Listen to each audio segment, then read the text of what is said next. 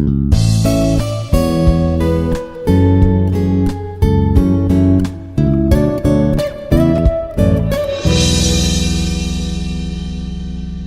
morning all. This is Dr. D. Khalandar Basha, working as Associate Professor in Institute of Aeronautical Engineering College. Today I am going to take the topic Physical Design of Internet of Things under the course Principles of IOT. The slides are prepared by referring the textbook Internet of Things, a hands-on approach. Authors are Ashdeep Bagh and Vijay Madhisetti. Publication Universities Press. So in this session, we will discuss the physical design of IoT, under which we are going to explore the things in Internet of Things, Internet of Things protocols like link layer, network or internet layer, transport layer and application layer. We will see one after the other how each and every layer is going to contribute towards IoT. So first, the things in IoT. So here, the things in IoT refers to IoT devices which have unique identities and can perform remote sensing, actuating and monitoring capability. So these three are mainly a part of the things in the term IoT. The IoT device can exchange the data with other connected devices and applications. Either it may be connecting directly or indirectly, or it will collect the data from other devices. Whatever the data which it is collected, that will be processed.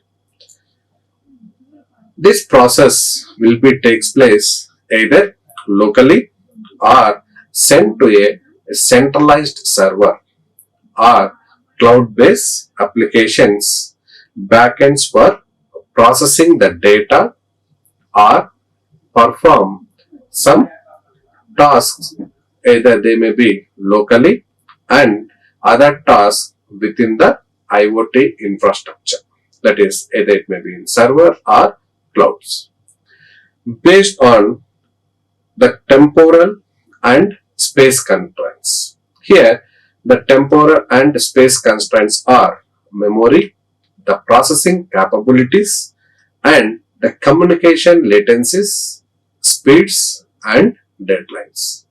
So here the communication latencies indicates when the data is sending from one node to another node through either it may be wired or wireless, how much time it is going to take, that we are going to be considered as communication latencies.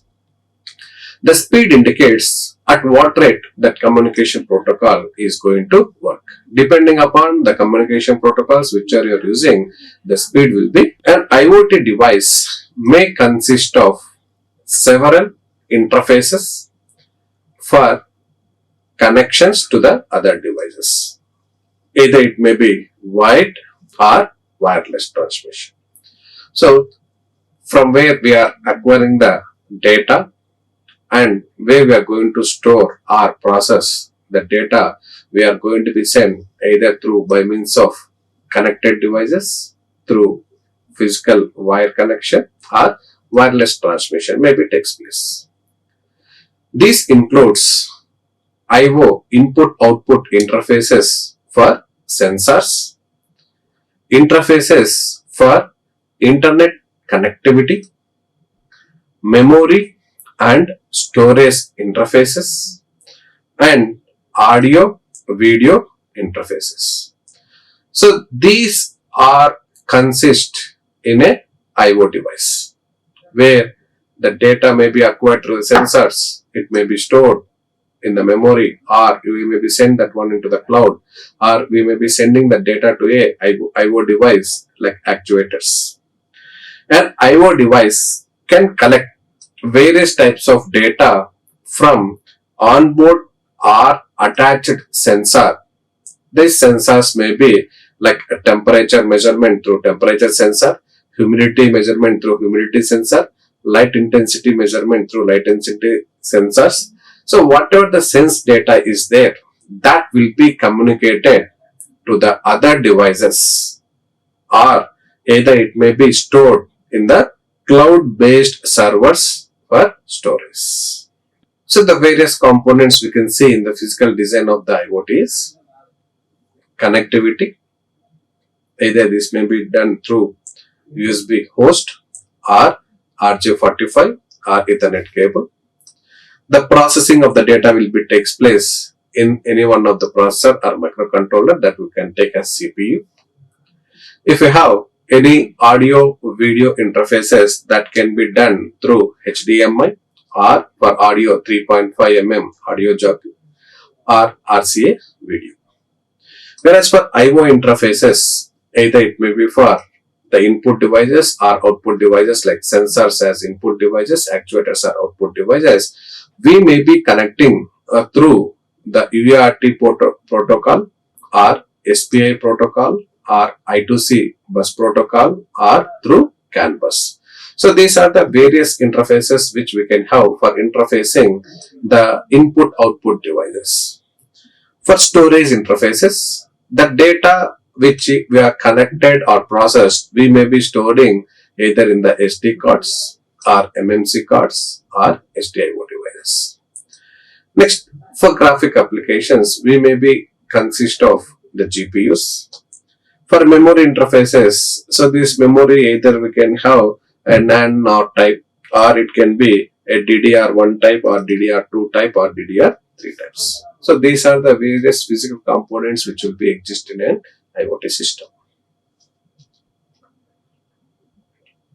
This is a typical IoT device.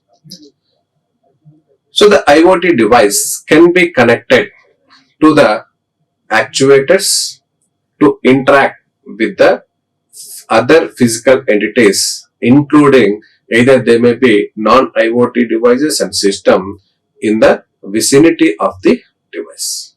For example, a relay switch connected to an IO device can run an appliance either to on or off based on the commands sent to the IoT device over the internet.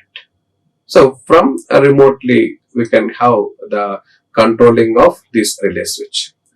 The IO devices can also be various types. For instance, these devices, IoT devices, may be wearable sensors, smart watches, LED lights, automobiles, and industrial machines. So either we can control or acquire the data through any one of these devices. All IoT devices generate data and processed by the data analytics system to guide further actions, either they may be done locally or remotely. For instance, the sensor data generated by a soil moisture monitoring, where we are going to be check how much amount of moisture is present in the soil garden, process to determine the optimum watering schedules so that the soil will not be drenched.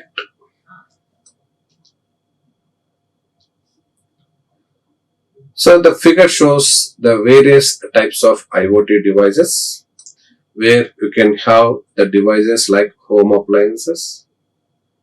They may be smartphones or computers, wearable devices, automobiles, industrial applications. Like this, we can have a multiple types of IoT devices are present. Now we will come to the IoT protocols. These protocols we are having are link layer, network or internet layer, transport layer, and application layer. Now we will see each and every layer which are elements of IoT. So the application layer, beneath to that we have a transport layer, network or internet layer, and link layer. In the link layer, we are going to have the various protocols like IEEE 802.3, which is an Ethernet, IEEE 802.11, which is a Wi-Fi, or IEEE 802.16, which is an WiMAX, IEEE 802.15.4, which is LRWPAN. The next one is we can have either 2G or 3G or 4G mobile communication. Whereas in the network layer, we may be having the internet protocols like IPv4 or IPv6, 6LoWPAN. In the transport layer, we may be having a TCP layer and UDP layer. In the application layer, it can be through HTTP or MQTT, CoAP, XMPP, WebSockets, XMPP. Now first we will see the link layer. The link layer protocols determine how the data is physically sent over the network physical layer or the medium. Either it may be through the copper wire or coaxial cable or radio wave.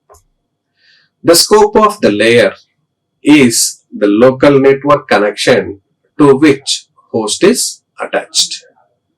Host on the same link exchange data packets over the link layer using link layer protocols. Link layer determines how the packets are coded and signaled by the hardware device over the medium to which the host is attached. So this link layer, it is mainly determine how the data is going to be sent through the network's physical layer, either through coaxial cable, that is wired, or copper wire or radio wave. Right.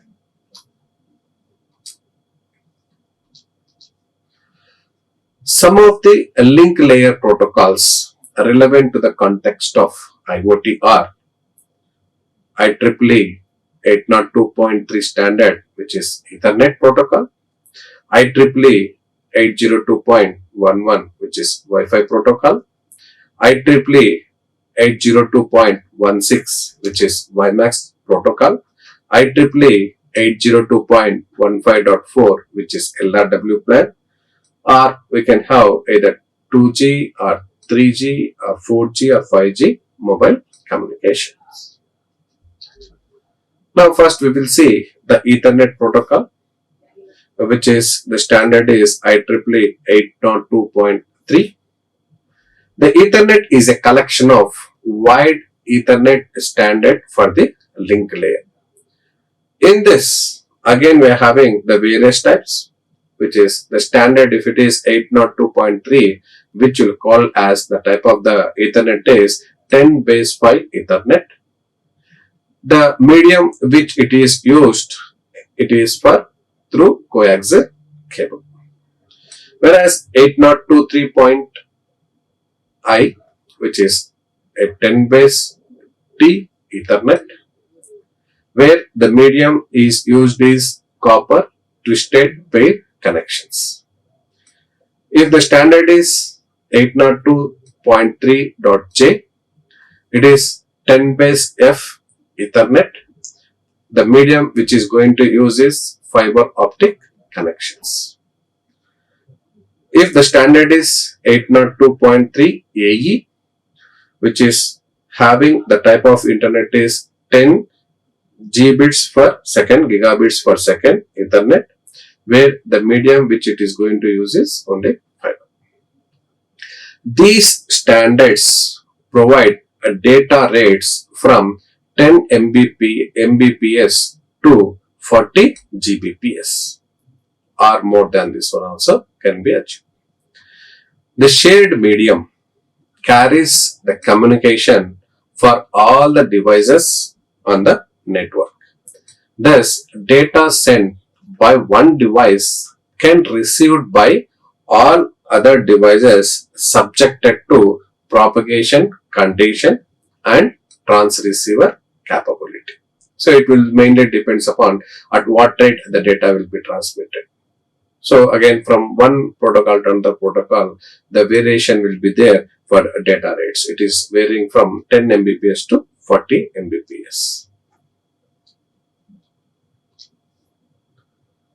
Now we will see the next one, which is a Wi-Fi protocol, which is IEEE 802.11 standard. This bus protocol is a collection of wireless local area network, that is WLAN communication standard, including extensive description of the link layer. In this 802.11a, which is having a data rate of 5 GHz band, 802.11b having 2.4 GHz band, 802.11g also having 2.4 GHz band, 802.11n which is going to have 2.4 or 5 GHz of band, 802.11 AC which is going to have 5 GHz of band, 802.11 AD which is going to have 60 GHz band. These standards provide data rates from 1 Mbps up to 6.7 Gbps. The next protocol is WiMAX, which is IEEE 802.16 standard, that is protocol. WiMAX is a collection of wireless broadband standards, including extensive descriptions for the link layer. WiMAX standards provide the data rates from 1.5 Mbps to 1 gigabits per second. The recent update is, that is 802.16m, which is going to provide the data rates of 100 Mbps for mobile stations and 1 gigabits per second for fixed stations through WiMAX. The next one is LRWPAN, which is low rate wireless personal area network, which is IEEE 802.15.4 standard. This LRWPAN is a collection of standards for low data rate wireless personal area networks that we will call as LRWPANs. These standards form the basis of specification for high-level communication protocols such as ZigBee.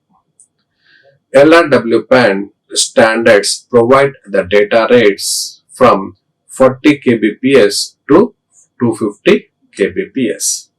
These standards provide low cost and low speed communication for power constrained devices. The next one is mobile communication. That may be second generation, third generation or fourth generation mobile communication. These are the different generations of mobile communication standards. In the second generation includes a GSM and CDMA with low data rates, whereas the third generation includes UMTS and CDMA 2000, and the data rates it can have up to 2 Mbps. The fourth generation, which includes LTE, that is long term evaluation, and the data rate here it is up to 1 Mbps.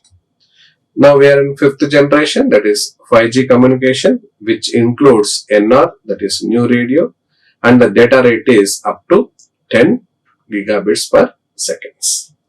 So IoT devices based on this standard can communicate over the cellular networks.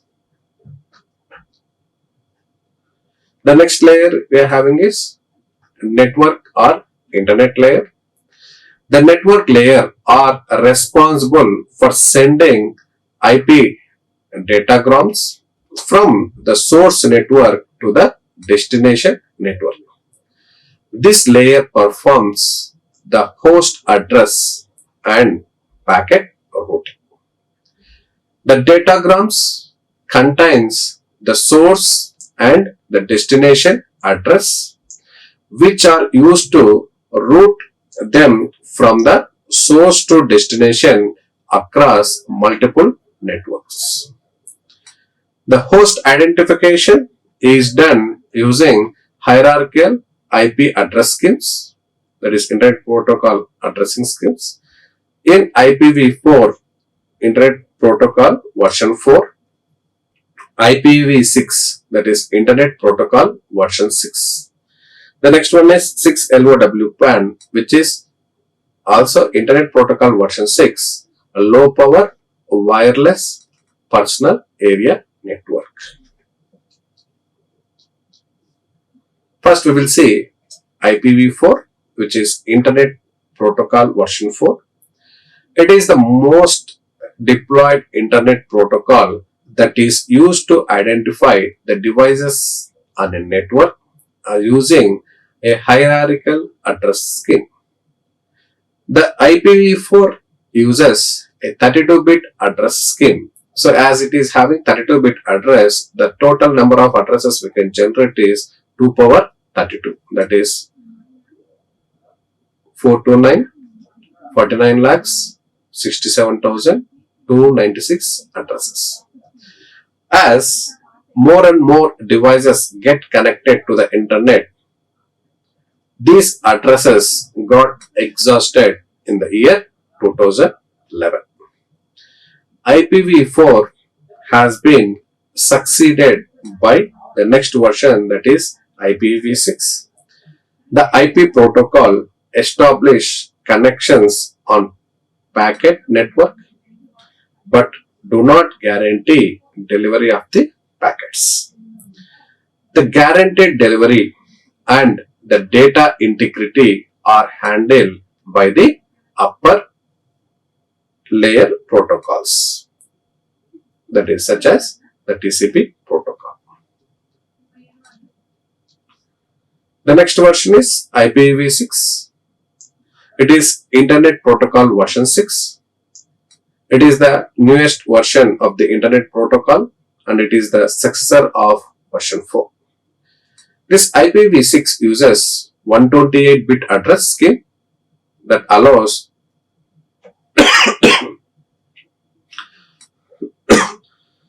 so as it is 128 address lines, the number of address lines you can generate is 2 to the power of 128 or 3.4 into 10 to the power of 38. These many number of addresses we can generate. The next protocols we are having is 6LoWPAN. That is 6 stands for IPv6 over low power wireless personal area network. This brings the IP protocol to the low power devices which have limited processing capability.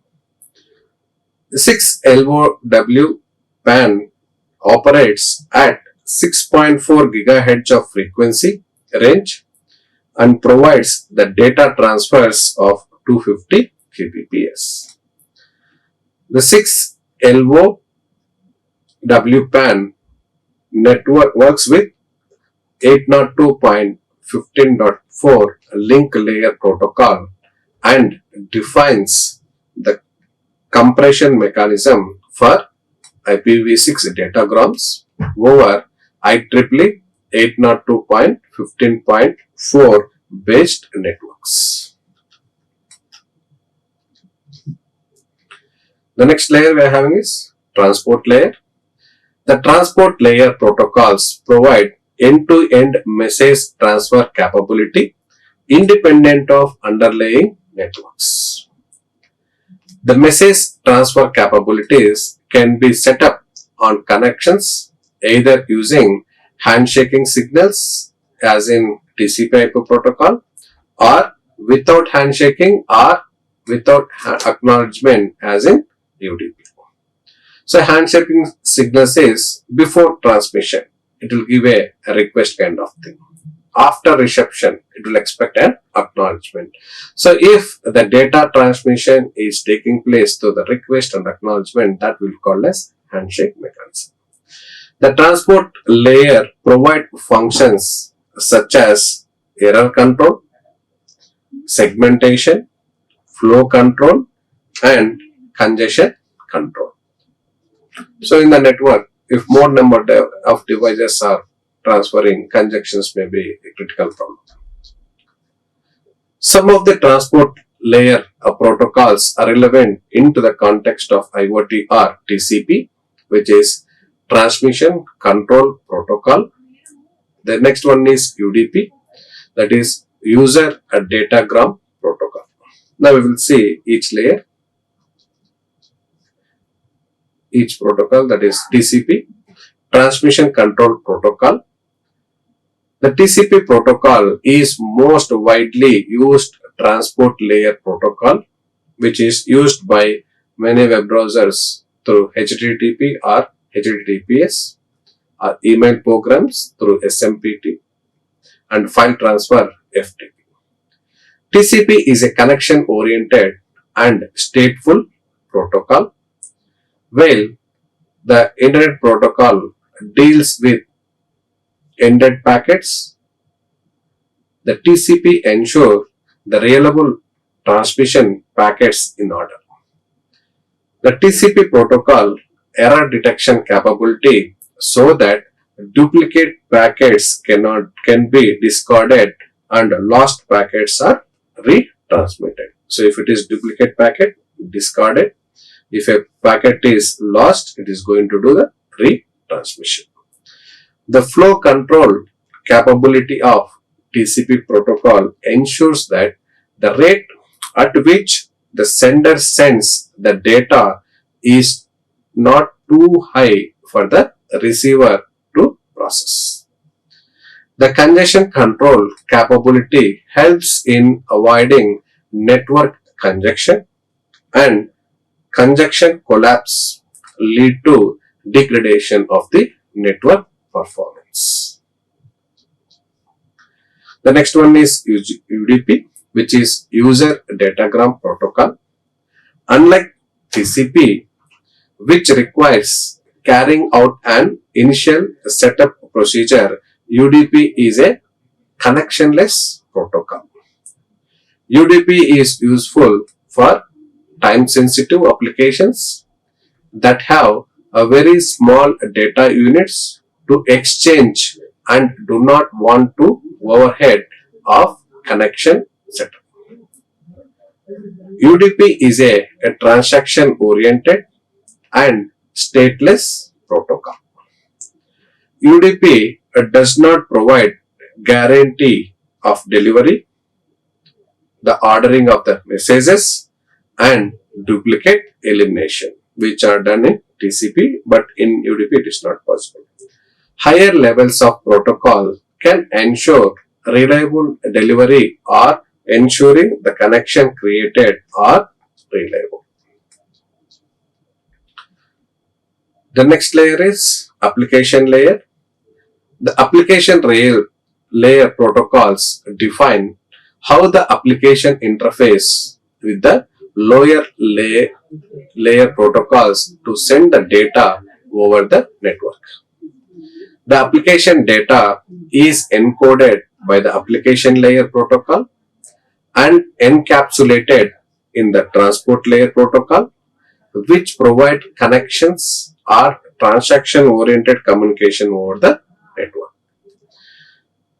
Port numbers are used for application addressing. Example, port 80, it is used for HTTP, and port 22, it is used for SSH, etc. Application layer protocol enable process-to-process connections using these ports. Some of the application layer protocols relevant in the context of IoT are HTTP, which stands for Hypertext Transfer Protocol, COAP, which is Constrained Application Protocol, WebSocket, MQTT, that is Message Queue Telemetry Transport, XMPP, Extensible Messaging and Presence Protocol, DDS, Data Distribution Service, AMQP, Advanced Message Queuing Protocol. Now we will see each and every protocol. First one is HTTP, which stands for Hypertext Transfer Protocol.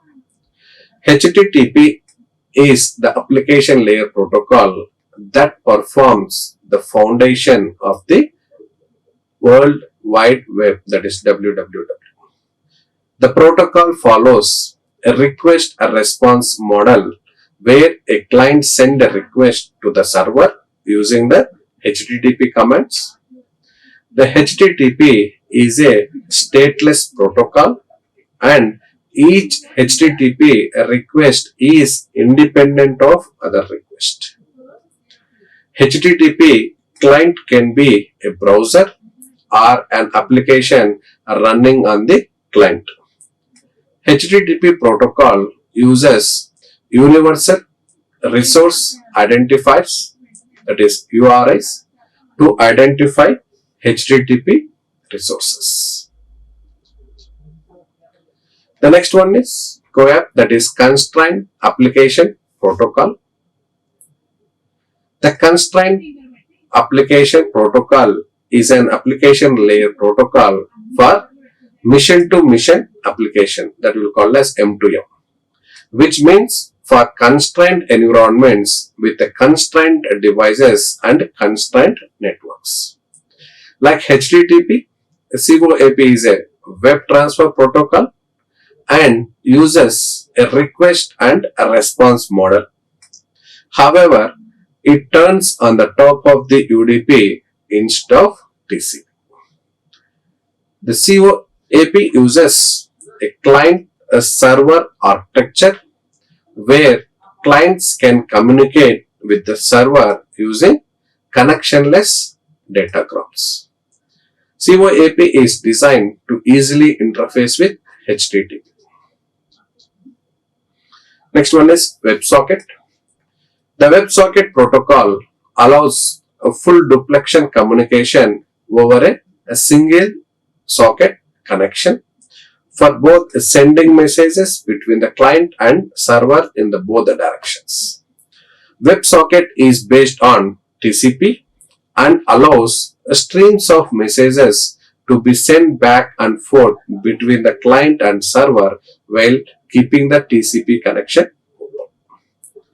The client can be a browser, a mobile application, or an IOT device. Next we have MQTT, which is Message Queue Telemetry Transport. MQTT is a lightweight messaging protocol based on publish-subscribe model. MQTT uses a client-server architecture where the client, it can be an IoT device, connects to the server, it is also called as MQTT broker, and publishes messages on the topics on the server. The broker forwards the messages to the clients which are subscribed to the topics. MQTT is well suited for constrained environments where the devices have limited processing and memory resources and the network bandwidth is low. The next one is XMPP, that is Extensible Messaging and Presence Protocol. XMPP is a protocol for real-time communication and streaming XML data between network entities. XMPP applications are messaging, presence, data syndication, gaming, multi-party chat, and voice or video calls. XMPP allows sending small chunks of XML data from one network entity to the other network entity. XMPP is a decentralized protocol and uses a client-server architecture. XMPP supports both client-to-server and server-to-server communication path. In the context of IoT, XMPP allows the real-time communication between the IoT devices. The next one is a DDS, which is Data Distribution Service. DDS is a data-centric middleware standard for device-to-device or mission-to-mission communication. DDS uses publish-subscribe model, where the publishers are the devices that generate data, which will create topics to which subscribers. So the subscribers are the devices who want to consume this data can subscribe. Publisher is an object responsible for data distribution, and the subscriber is responsible for receiving published data. So the DDS provides a quality of service QoS, control, and the configurable reliability. So here reliability is which is configurable. Next one is AMQP, which is Advanced Message Queuing Protocol. AMQP is an open application layer protocol for a business messaging.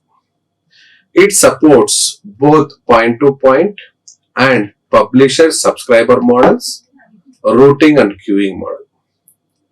AMQP brokers receives messages from the publishers and route them over connections to the customers. So here the publishers are nothing but the devices or applications which are generating the data. Consumers are the applications. Publishers publish the message to exchanges, which then distribute message copies to the queues. Messages are either delivered by the broker to the subscribed consumer to the queues, or to the consumers can pull the messages from the queues. So both will be there. So either you can deliver, broker can subscribe the consumer to the queues, or consumers can pull the messages from the. So this about the physical and the principles of application, physical design of IoT. So in this session we have discussed mainly the things in IoT. Next we have discussed the various layers which are present in the IoT, which we have discussed is link layer, network or internet layer, transport layer, and application layer. Thank you. Like, share and subscribe. Hit the bell icon for more updates.